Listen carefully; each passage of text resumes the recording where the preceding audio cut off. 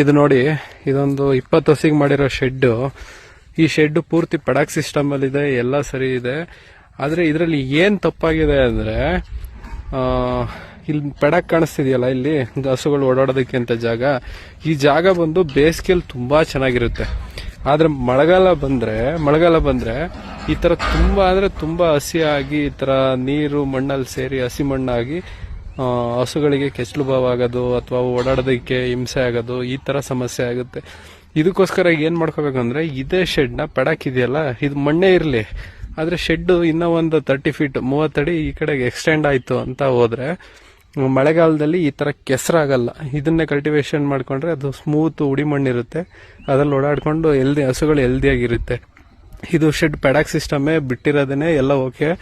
ಆದ್ರೆ ಈ ಮಳೆಗಾಲ ಇಲ್ಲ ಅಂದ್ರೆ ಬೇಸಿಗೆಯಲ್ಲಿ ಶೆಡ್ಡಿನ ಅಗತ್ಯನೂ ಇರಲ್ಲ, ತುಂಬಾ ಚೆನ್ನಾಗಿರುತ್ತೆ. ಆದ್ರೆ ಮಳೆಗಾಲದಲ್ಲಿ ಈ ತರ ಕೆಸರು ನಿಂತು ಬಿಡುತ್ತೆ ಹಸುಗಳದು, ತುಂಬಾ ಈ ತರ ಕೆಸರಾಗೋಗ್ಬಿಡುತ್ತೆ ಹಸುಗಳು ಓಡಾಡ್ತಿರುತ್ತಲ್ಲ. ಹಂಗಾಗಿ ಇದು ಅವಾಗ ಸ್ವಲ್ಪ ಮಳೆಗಾಲದಲ್ಲಿ ತುಂಬಾ ಹಿಂಸೆ ಆಗುತ್ತೆ. ಅದಕ್ಕೋಸ್ಕರ ಈ ಶೆಡ್ ಏನ್ ಕಾಣಿಸ್ತಿದೆ, ಈ ಶೆಡ್ ಇನ್ನ ಒಂದು 30 ಫೀಟ್ ಈ ಕಡೆಗೆ ಎಕ್ಸ್ಟೆಂಡ್ ಮಾಡ್ಕೊಂಡ್ರೆ ಹಸುಗಳು ತುಂಬಾ ಹೆಲ್ದಿಯಾಗಿರುತ್ತೆ, ಚೆನ್ನಾಗಿರುತ್ತೆ.